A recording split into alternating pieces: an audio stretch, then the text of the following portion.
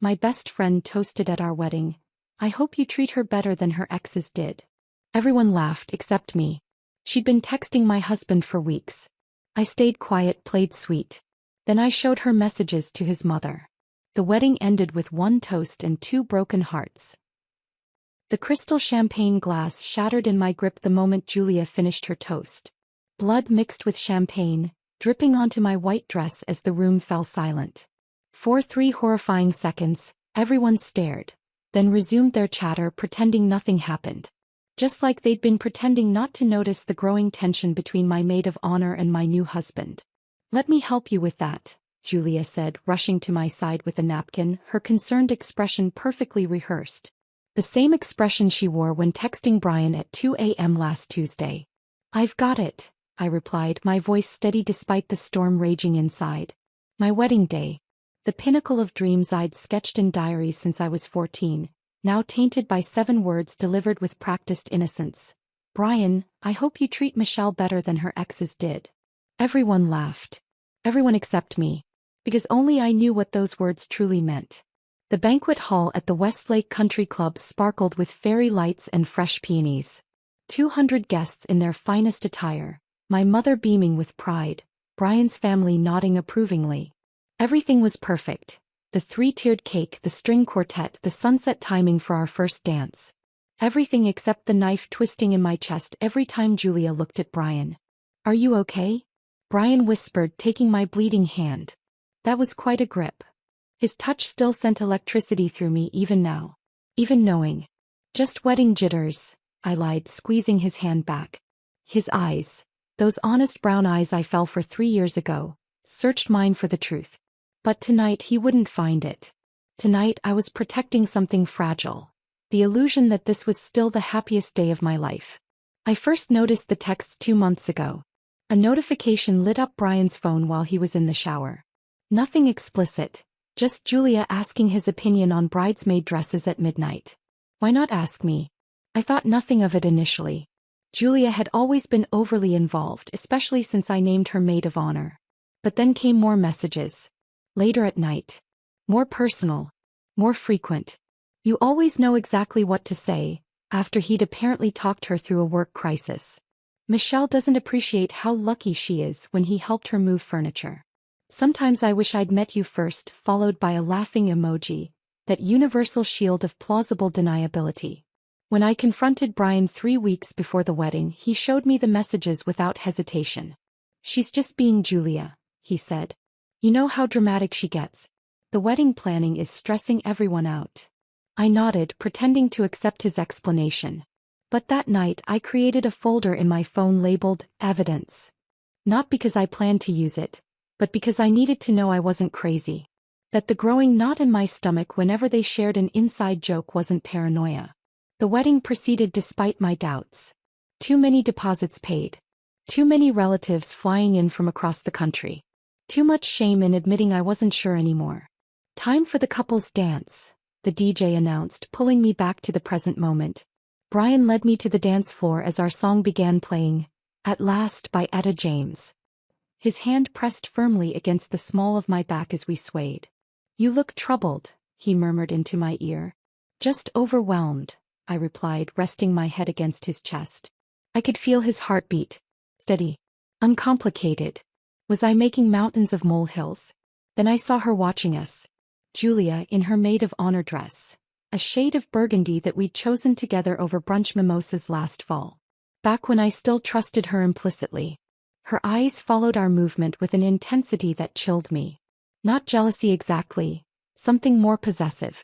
As though she was evaluating a purchase she might make later. After our dance, I excused myself to the ladies' room. I needed space to breathe, to think. As I dabbed cold water on my wrists, the bathroom door swung open. "Julia. There's my gorgeous bride," she exclaimed, her words slightly slurred from champagne. "That toast went over well, don't you think?" I met her eyes in the mirror. "What exactly did you mean by it?" She laughed, touching up her lipstick. "Oh, you know, just that Brian's a catch compared to those losers you dated before. Like Ryan, the one you tried to hook up with at my birthday party." Her hand froze mid-application. For a split second her mask slipped. Ancient history, she recovered quickly. Besides, nothing happened. Not for lack of trying, I thought. Back at the reception, I watched Julia bounce between guests, playing the devoted best friend role. She'd known me since freshman orientation, knew about my parents' difficult divorce, my anxiety struggles, every insecurity I'd ever voiced. And now she was weaponizing that intimacy, inserting herself between me and Brian with surgical precision. The evening progressed with cake cutting, bouquet tossing, all the traditional moments that should have felt magical. Instead, I felt like an actress in someone else's production. Every time I glanced at my phone, I saw the folder labeled evidence. Every time I looked at Brian, I wondered if he was truly oblivious or simply an excellent liar. When Julia approached us for a photo, her arms snaked around Brian's waist. "To the happy couple," she said, her fingers lingering on his jacket. "And to many years of keeping promises." That's when I decided. This wasn't about confrontation or dramatic scenes. This required strategy. Patience. The kind of calculated response that would reveal the truth without making me the villain. As we prepared to leave for the night, Julia hugged me tightly. "I'm so happy for you," she whispered, her voice thick with emotion that almost seemed genuine. I hugged her back just as sincerely. "I know exactly what you're doing," I whispered. "And I want you to know, I'm letting you dig your own grave." She pulled back, her smile faltering for just a moment before she recovered. "You've had too much champagne," she laughed nervously. I smiled serenely. "Maybe. Or maybe I've finally sobered up." I squeezed her hands gently. "Sleep well tonight, Jules." As Brian and I drove away amid cheers and tossed flower petals, he asked what Julia and I had been whispering about. "Just girl talk," I replied, my head already filling with plans. "Nothing important." The wedding was over. But the game was just beginning. The morning after our wedding, while Brian snored softly beside me, I scrolled through old photos of Julia and me. 8 years of friendship captured in digital memory. Snow angels outside our freshman dorm. Graduation caps tossed high. Her arm around my shoulders at my father's wake. Her eyes red-rimmed but steady while I fell apart. I paused on one image from sophomore year. Both of us in ridiculous 80s costumes for a themed party, Julia's smile wide and genuine as she looked at me, not the camera. That was the Julia I loved. The one who once drove 6 hours when Ryan cheated on me, arriving at 3 a.m. with ice cream and whiskey. "Men are temporary," she'd said, "but we're forever." When did forever start expiring? I traced our friendship timeline backward, searching for the first fracture. It wasn't when she met Brian at my birthday dinner 3 years ago. She'd actually seemed indifferent then, making polite conversation while chatting more animatedly with my other friends. Brian even mentioned afterward, "I don't think your best friend likes me much." The shift began 6 months into our relationship, after Brian moved in with me. Julia started showing up unannounced, something she'd never done before. "I was in the neighborhood," she'd say, though her apartment was across town. She'd bring wine or takeout, insisting Brian join us for roomy bonding. Initially I was thrilled. My boyfriend and best friend getting along seemed like winning the relationship lottery. But then came the subtle changes. Julia started dressing differently when she knew Brian would be around, trading her usual jeans and vintage tees for sundresses and carefully applied makeup. She'd reference inside jokes from our college days, painting herself as the wild one, the desirable one, while casting me as the sensible friend who needed rescuing from her own cautiousness. "Remember that night in Cancun when I had to practically drag Michelle to talk to that cute bartender?" she'd say, laughing while looking directly at Brian. She'd still be standing there waiting for permission if it weren't for me. Brian would chuckle, glancing at me with a newfound curiosity, as if seeing me through Julia's carefully constructed lens. The Christmas before Brian proposed, Julia gave him an expensive watch. Just a little something I saw that screamed Brian, while I received a generic scarf. The subtle message wasn't lost on me. She knew him better, understood his taste more deeply. Then came the engagement. I called Julia first, hands still shaking with excitement. "He finally did it?" she asked, her voice hollow before quickly recovering. "I mean, that's amazing. I'm so happy for you." Later that night, at our celebration dinner, she drank too much and said, "I always knew Brian was marriage material from the moment I introduced you to." "But you didn't introduce us," I corrected her gently. "We met at my birthday." Her eyes flashed briefly. Right, but I encouraged you to date him, remember? When you weren't sure. I hadn't been unsure. And she hadn't encouraged anything. The wedding planning began and Julia appointed herself unofficial co-planner. As maid of honor, it's practically my job, she insisted, though I'd only just asked her to take the role. She created a three-way group chat, her, Brian, and me for wedding decisions. But somehow side conversations sprouted between them. Innocent at first, logistics when I was busy with work. Then opinions about flowers and venues when I was supposedly too stressed to think clearly. During my dress fitting, while my mother wiped away tears, Julia studied my reflection critically. "It's nice," she said, her voice flat. "But is it really you?" That evening I discovered she texted Brian, "Saw the dress today. Gorgeous but maybe too princess. Why? You know Michelle's more understated than that." The comment stung because it contained a kernel of truth. The dress was more elaborate than I'd initially imagined. But the choice had been mine. The doubt now creeping in was hers. The bridesmaid's dress selection became another battlefield. Julia pushed for a style that flattered her figure but looked awkward on my cousins. When I chose something universally flattering instead, she went silent for 3 days, then sent a lengthy text about feeling unheard in the process. 2 months before the wedding, my bachelorette weekend arrived. A trip to a lakeside cabin Julia had organized. She'd invited my college friends and cousins, promising relaxation and fun. The first night, after several drinks, she initiated a game of Never Have I Ever. The questions gradually shifted toward the intimate, thinly veiled attempts to expose my romantic history before Brian. Later, she showed everyone embarrassing photos from our college days, carefully curated to feature me at my worst moments and her at her best. "I'm just giving them the real Michelle," she laughed when I quietly objected. "Brian gets the perfect version. Someone has to keep you humble." The night I found the first suspicious text between them, I was using Brian's phone to order takeout while he showered. A notification from Julia popped up. "Thinking about our conversation earlier. You always know exactly what to say." Something in the wording made my stomach twist. Our conversation? When had they had a private conversation? Over the following weeks, I began paying closer attention. Julia would mention having caught up with Brian about wedding details, yet these conversations never seemed to happen when I was present. When I checked our three-way chat, I found gaps, references to decisions I didn't remember discussing. One evening, while Brian slept on the couch, exhausted from overtime, his phone lit up. Another message from Julia. "Sweet dreams, almost husband. Can't believe there's only 3 weeks left until the big day. Almost husband." The presumptive possession in those 2 words crystallized everything I'd been feeling. The next morning, I created a separate email account and began forwarding myself screenshots of their exchanges. Not because I planned to use them, at least not yet, but because gaslighting works by making you doubt your own perception. I needed concrete evidence that I wasn't imagining the subtle invasion happening before my eyes.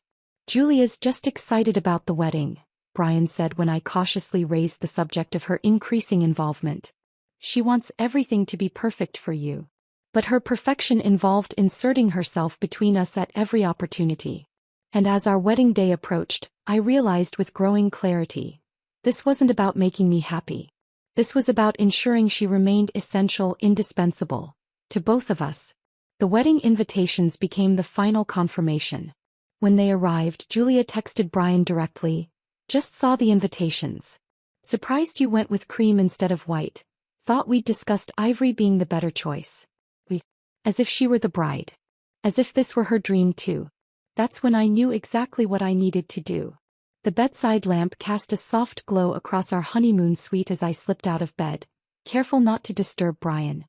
His breathing had settled into the deep rhythm of exhaustion, one arm still draped across my pillow. For a moment I watched him sleep, this man I'd just vowed to spend my life with, and felt a pang of something between love and uncertainty. I padded silently to the ornate desk by the window, opened my laptop, and logged into the separate email account I'd created weeks ago, truthkeeper22@gmail.com. Melodramatic, perhaps, but it had served its purpose as a vault for the growing collection of evidence. The wedding night should have been different. I should have been curled against him, whispering about our future, not cataloging betrayal. But here I was, sorting through screenshots while still wearing the lingerie I'd carefully selected for this night. I organized the messages chronologically starting from 3 months ago. The earliest ones seemed innocent enough. Brian, could you send me the contact for the florist? Michelle's busy with work stuff. Thanks for handling the deposit. You're so much better with numbers than she is. Little digs disguised as compliments. Subtle undermining that Brian never noticed or challenged. Then the tone shifted about 8 weeks before the wedding. Sometimes I feel like you're the only one who really gets me. Had a rough day. Can we talk later? You always know how to cheer me up. That suit fitting went well. You must look incredible in it. Lucky Michelle. Brian's responses were friendly but not flirtatious. Still, he never redirected her, never mentioned these conversations to me. The secrecy itself was the betrayal. I created a document titled Timeline and began correlating messages with events. A pattern emerged. Julia's texts intensified whenever Brian and I had argued. Somehow she always knew our weak moments, offering him sympathy, understanding, the emotional comfort that should have come from reconciliation with me. Had he been confiding in her? Or was she simply skilled at sensing distance between us? One exchange made my stomach clench. Julia, you seem tense at dinner. Everything okay? Brian, just wedding stress. Michelle's been on edge about her mom's opinions on everything. Julia, you can always vent to me. I'm Switzerland. Brian, thanks. Sometimes I need neutral territory. Julia, I'm always here for you. You know that. I remembered that dinner clearly. An argument with my mother about seating arrangements that had spilled into the car ride home. I'd been upset, yes, but Brian's characterization of me as on edge felt unfair, reductive. And Julia positioning herself as Switzerland, neutral territory, was anything but neutral. The message that hurt most came 5 weeks before our wedding day. You always listen better than she does. 6 words that cut to my deepest insecurity. I'd struggled with active listening since childhood. A diagnosis of mild ADHD in college had explained my tendency to interrupt or lose focus during lengthy conversations. I'd worked hard on it, especially with Brian. To see Julia weaponize this particular vulnerability felt calculated. I clicked print and watched as the printer in the corner of the hotel suite quietly produced page after page. 43 in total. I hadn't realized there were so many until I saw the stack. Working methodically through the night, I used different colored highlighters. Yellow for passive-aggressive comments about me, green for personal compliments to Brian, pink for attempts to create private moments or shared secrets. I annotated each with context, adding sticky notes with my observations. After this message, Brian canceled our dinner plans claiming work emergency. Julia posted Instagram story at same restaurant he ended up at with colleagues. This exchange happened during my bridal shower while Julia claimed bathroom break. By dawn I had a comprehensive dossier. Not the work of a jealous, irrational bride, but a methodical documentation of a pattern. Nothing explicitly romantic or sexual, that would have been easier to confront. This was subtler, more insidious. An emotional intrusion disguised as friendship. I slipped everything into a manila envelope, sealing it with a steady hand. The morning light was beginning to filter through the curtains as I returned to bed, curling against Brian's sleeping form. He stirred slightly, pulling me closer. I closed my eyes but didn't sleep. Later that morning, over room service breakfast, Brian scrolled through wedding photos already appearing on social media. Julia really outdid herself with the planning, he commented, showing me a perfectly captured first dance shot she'd posted. We should get her something special as a thank you. I smiled tightly. Actually, I was thinking about visiting your mom today. She mentioned wanting to have lunch before we leave for the honeymoon. Brian raised an eyebrow.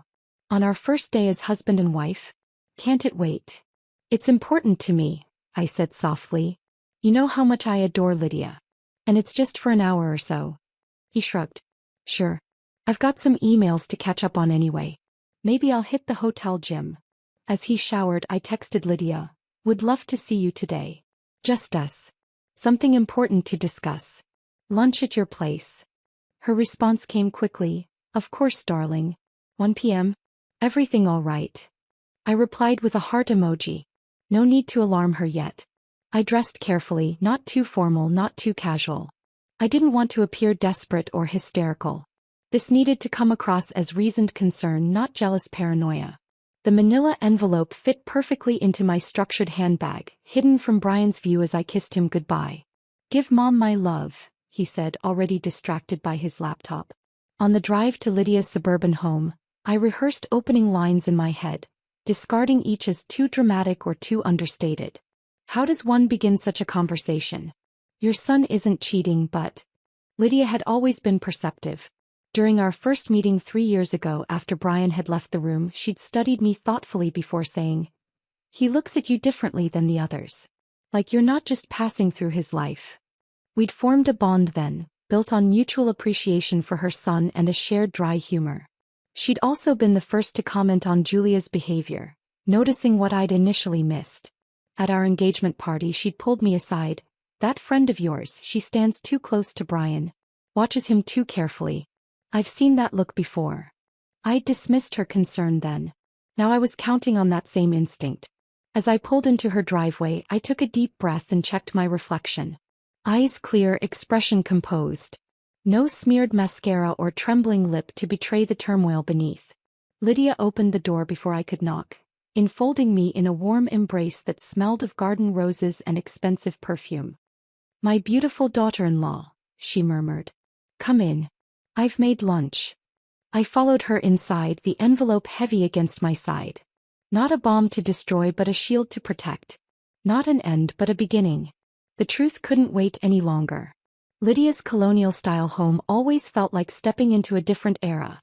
Tasteful antiques, fresh flowers in crystal vases, and photographs spanning generations displayed in silver frames.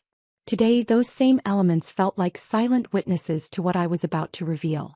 "I made cucumber sandwiches," she said, leading me to the sunroom where a small table was set with her grandmother's china. "And that lemon tea you like."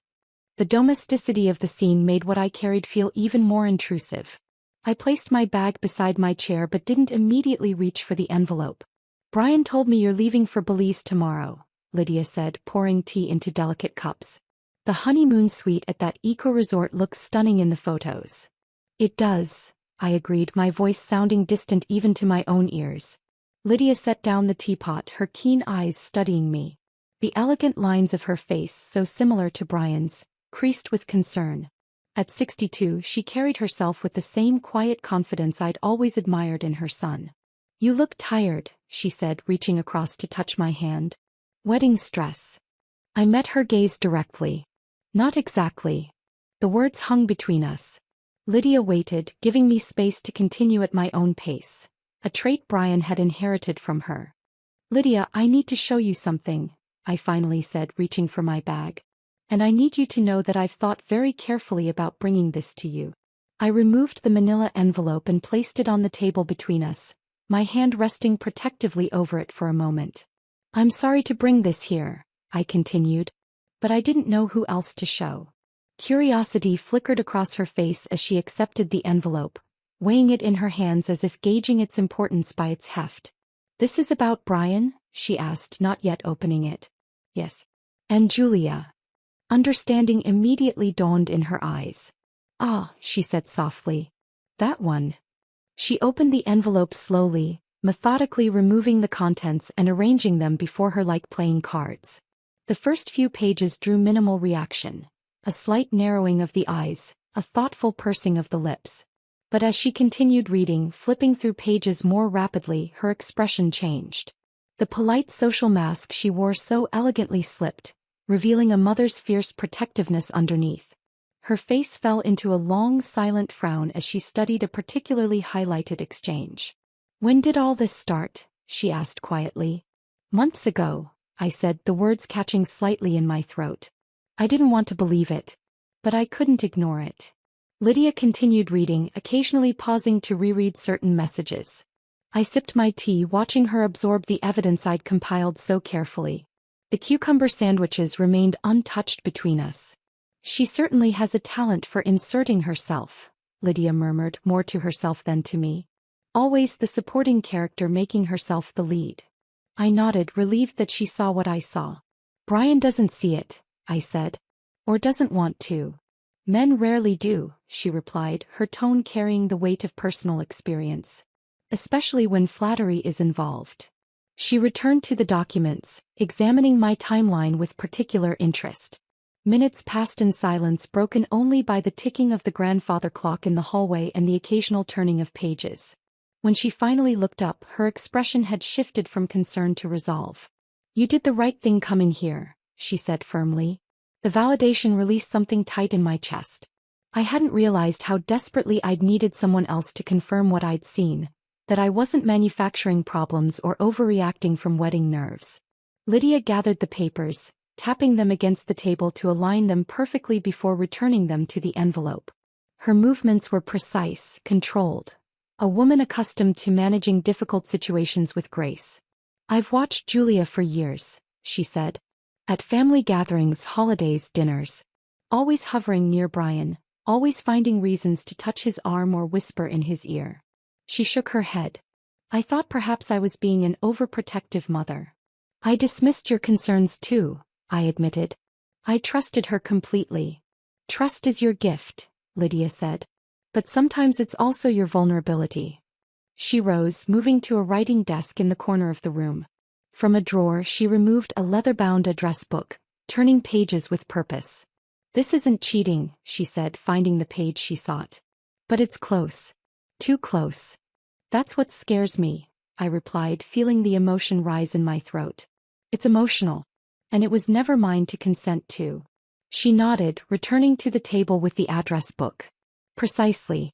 It's a violation of boundaries that's difficult to name but impossible to ignore."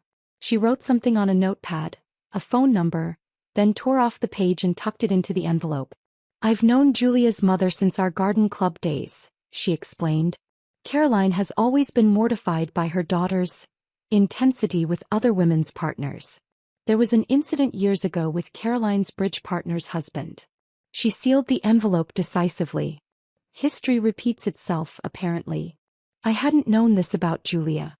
The revelation added new context to behaviors I'd normalized for years. "What will you do?" I asked. "Let me handle the rest," Lydia said, her tone brooking no argument. "This requires a certain approach." I didn't ask how. I trusted her. She took my hands in hers, her fingers cool and dry against my skin. "Brian has his father's blind spots," she said softly. "He sees the best in people to a fault. It made Jack vulnerable to those who took advantage of his generosity. I won't let history repeat itself with my son." The mention of Brian's father, dead 5 years now from heart failure, carried significant weight. Lydia rarely spoke of her late husband's weaknesses, preferring to preserve his memory unmarred. "Should I talk to Brian?" I asked. She considered this, then shook her head. "Not yet. Men often become defensive when confronted with their own naivety. Let's approach this differently." She squeezed my hands once more before releasing them. "Go back to the hotel. Act normally. Let him believe your visit with me was nothing more than a newlywed checking in with her mother-in-law." I nodded, standing to leave. A mixture of emotions swirled within me. Guilt for what felt like going behind Brian's back, relief at having shared my burden, apprehension about what would come next. Lydia walked me to the door, enveloping me in a warm embrace. "You're stronger than you realize," she whispered. "And you've married into a family that protects its own." As I walked to my car, I felt both lighter and heavier simultaneously. I hadn't screamed in frustration. I hadn't confronted Julia in a dramatic showdown. I hadn't accused Brian of betrayal. I had simply shown the truth and let it do the talking. What happened next would unfold according to its own natural consequences. I had planted the seed. Now I would watch it grow. The 5 days between my visit to Lydia and her casual family brunch passed in a strange limbo. Brian and I returned to our apartment, unpacked wedding gifts, and wrote thank you notes like any normal newlywed couple. We made love, discussed honeymoon plans, and fell asleep in each other's arms, all while I carried the weight of what was coming. Lydia called daily with innocent-sounding updates about the brunch menu or questions about dietary restrictions. But beneath these mundane conversations ran an undercurrent of shared purpose. "Julia confirmed she's coming," she mentioned casually during our Thursday call. "Said she wouldn't miss it for the world." "Of course she wouldn't," I replied, catching Brian's questioning glance from across the room. "Everything okay?" he asked after I hung up. "Just your mom being thorough about Sunday," I said, smiling as I returned to addressing envelopes. Saturday night, I lay awake beside Brian, rehearsing potential scenarios in my mind. Would Julia deny everything? Would Brian defend her? Would I emerge as the villain, the jealous, paranoid wife? The thought made my stomach clench. I'd seen enough reality TV to know how quickly a woman could be labeled crazy for pointing out uncomfortable truths. Sunday morning dawned clear and bright. Brian hummed in the shower, oblivious to what awaited him. I dressed with particular care. A pale blue sundress that Brian had once said made me look radiant but not trying too hard. My armor for the day ahead. "You're quiet," Brian noted as we drove to his mother's house. "Just tired," I said. "Still catching up from the wedding whirlwind." We arrived 30 minutes early at Lydia's request. She met us at the door in a crisp white blouse and tailored pants, pearls at her throat, dressed for battle in her own subtle way. "Brian, darling, would you mind bringing up the extra folding chairs from the basement?" she asked, smoothly separating us. The Miller cousins decided to join last minute. The moment he disappeared downstairs, Lydia pulled me into the kitchen. "Are you ready?" she asked, her voice low but steady. I nodded, though my heart hammered against my ribs. "Remember," she said, squeezing my hand, "this isn't about punishing anyone. It's about clearing the air so you can truly begin your marriage without this interference." Other family members began arriving. Brian's sister with her husband and children, his uncle Robert, a few cousins. Small talk flowed around me as I helped arrange platters of quiche and fruit. My hands moved automatically while my mind remained fixed on the envelope I'd spotted in Lydia's study, positioned conspicuously on her desk. Julia arrived 45 minutes late. She swept in wearing a fitted red dress that seemed excessive for a family brunch, her makeup flawless, her laugh audible from the entryway. "Sorry I'm late," she called out, air-kissing relatives as she made her way through the living room. Traffic was a nightmare. She embraced Brian warmly, too warmly, before turning to me with a performance of affection. "Mrs. Miller, how's married life treating you?" Before I could answer, Lydia appeared at my side, champagne flute in hand. The room quieted instinctively. Lydia had that effect on people. "Julia," she said, her tone polite but lacking its usual warmth. "You're just in time. We're doing toasts again." Julia blinked, momentarily thrown off script. "Toasts?" "Yes," Lydia continued, raising her glass slightly. "To clarity, honesty, and the people who know when to step away." A confused murmur rippled through the gathered family members. Brian glanced between his mother and Julia, sensing something amiss but unable to identify it. Julia laughed nervously, tucking a strand of hair behind her ear. "That's specific."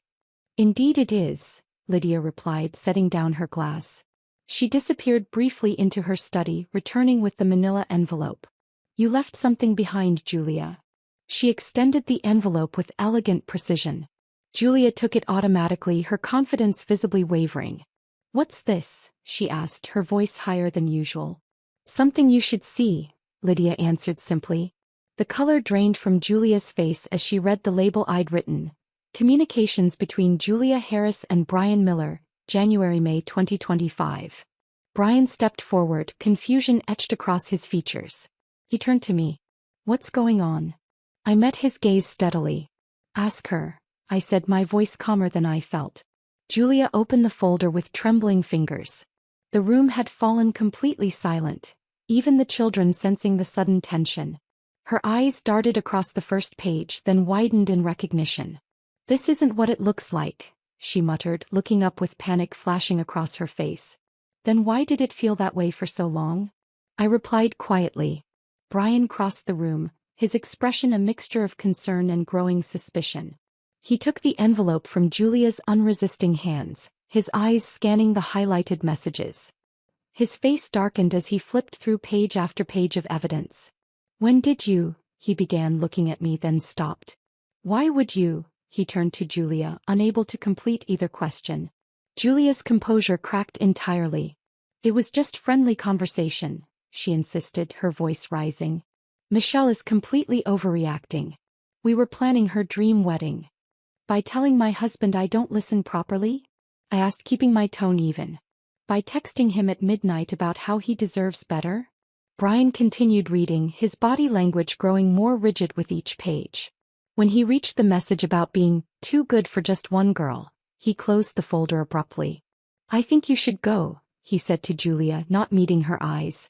"Brian, this is ridiculous," she pleaded, reaching for his arm. "She's twisting everything. You know me better than that." "Do I?" he asked, finally looking at her directly. "Because I'm not sure I recognize the person who wrote these messages." Tears sprang to Julia's eyes. Whether genuine or tactical, I couldn't tell. "Michelle has always been insecure," she said, glancing around the room for support. "She's turning innocent friendship into something ugly because she's afraid of losing you."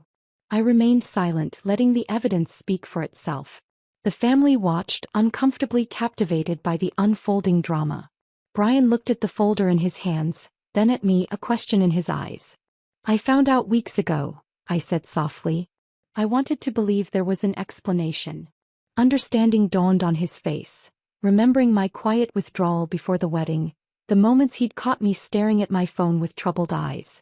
Julia made one final attempt. "This is absurd," she said, laughing shakily. "We're all adults here.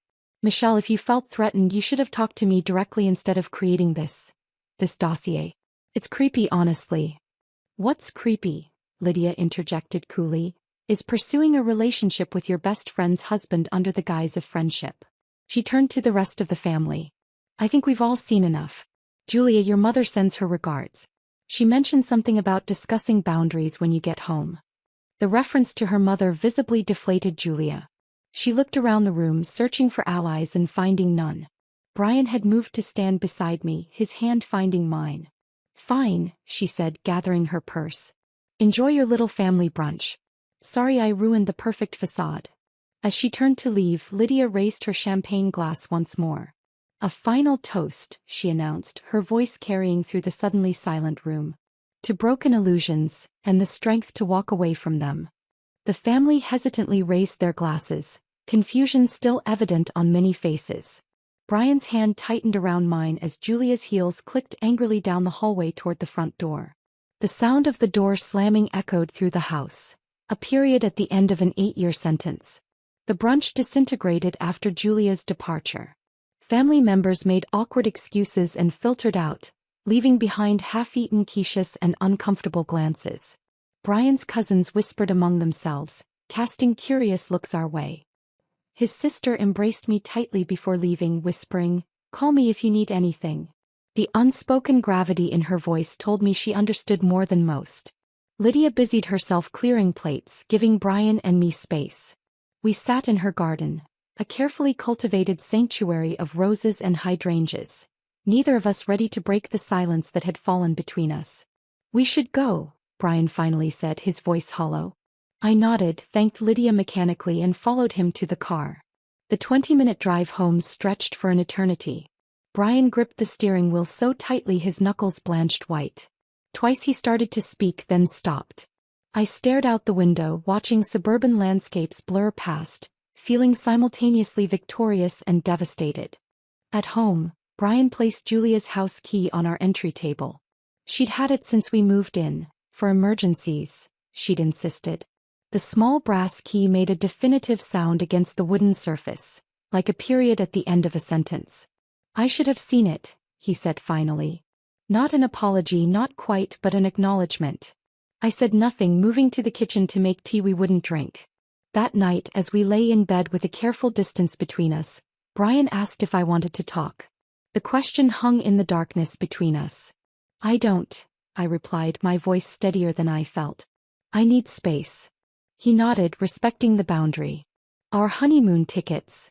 He began. "Cancel them," I said. "We're not ready." The airline refunded half the cost of our Belize getaway.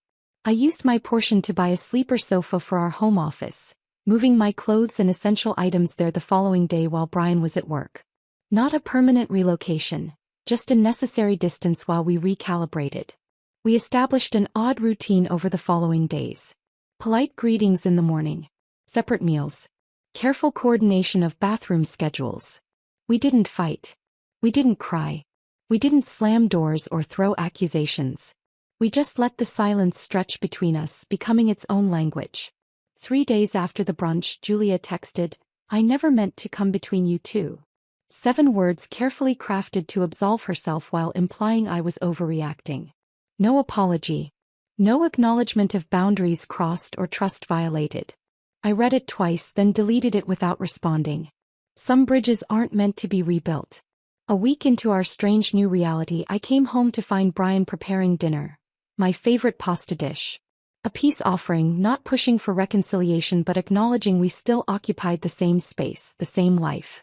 "Thank you," I said, accepting a plate but taking it to the office rather than joining him at the table. Not punishment but self-protection. I wasn't ready to slip back into normalcy without addressing what had happened. Lydia called every few days, checking in with measured concern. "He's giving you space," she reported. "That's good. He needs to sit with this." "I'm not trying to punish him," I explained, feeling a need to clarify my position. "I just can't pretend it didn't happen." "Of course not," she agreed. "Trust takes time to rebuild. Sometimes it needs to be dismantled completely before you can construct something stronger." On day 10, Brian left a handwritten note on the kitchen counter. "I miss you. Not just physically. I miss the safety we had. I'm sorry I compromised that." I read it 3 times, tracing his familiar handwriting with my fingertip. The acknowledgement loosened something in my chest. Not forgiveness exactly, but the possibility of it. That evening he knocked on the office door. I invited him in, watching as he took in the space I'd created. My books stacked neatly on the desk, my clothes hanging in the closet, my presence firmly established. "I found a therapist," he said, sitting on the edge of the sofa bed. "Someone who specializes in couples work.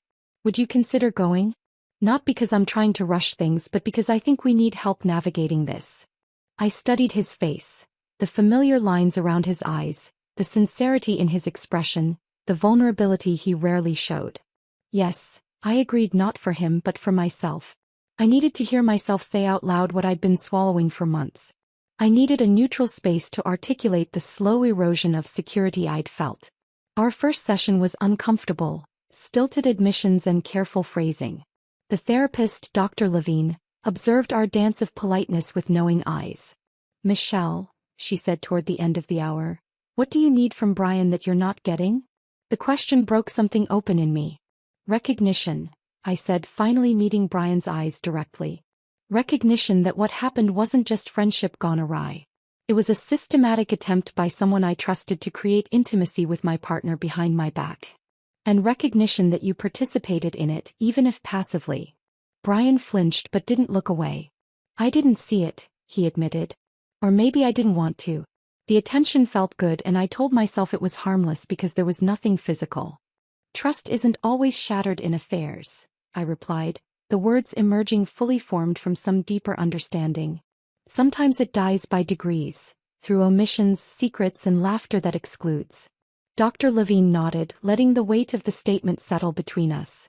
We continued therapy weekly, gradually moving from separate bedrooms to sharing our space again. Not with the naive trust of before, but with something more conscious, more earned. Julia vanished from our lives completely. She moved across town, then eventually to Chicago for a job opportunity. Information that reached us through mutual friends who gradually stopped mentioning her name around us. I never deleted the email account where I'd stored the evidence. I didn't need to revisit it, but its existence served as a reminder that I wasn't crazy, that I had trusted my instincts when they mattered most. 6 months after our wedding, Brian and I finally took our honeymoon, not to Belize as originally planned, but to a coastal cottage in Maine. Simple, private, reflective. We walked beaches collecting sea glass, each piece smoothed by time and friction into something new. "I underestimated you," Brian said one evening as we watched waves crash against rocky shores. "I always saw your kindness as softness. It isn't. It's a different kind of strength." I nodded, accepting the observation. "I've learned that betrayal doesn't always wear red lipstick or come with hotel keys. Sometimes, it raises a toast at your wedding and hopes you never read between the lines." "But you did," he said quietly. "And I rose," I finished, taking his hand in mine. Not the fairy tale beginning I'd imagined, but perhaps something more valuable. A marriage tested early and found resilient. A partnership with clear eyes rather than rose-colored glasses. A love chosen daily rather than assumed eternally. We were building a new foundation. One created with awareness of our weaknesses and respect for our boundaries. One built on things that don't require proof because they're demonstrated consistently through actions, not words. One text message at a time. One therapy session at a time. One truth at a time. Sometimes broken things, when mended with care, become stronger at the fracture points. Sometimes what rises from ashes isn't the same shape as what burned, but it's more fireproof. And sometimes, the loudest statement is the one never spoken. The unanswered text, the friendship ended without dramatic declaration, the quiet dignity of walking away. If this story of sweet revenge had you on the edge of your seat, smash that like button right now. My favorite part was when Lydia hosted that family brunch and handed Julia the manila envelope with all the evidence, saying, "You left something behind." That cold, calculated moment of exposure was absolutely perfect. What was your favorite moment? Drop it in the comments below. Don't miss more thrilling stories like this. Subscribe and hit that notification bell so you never miss an upload.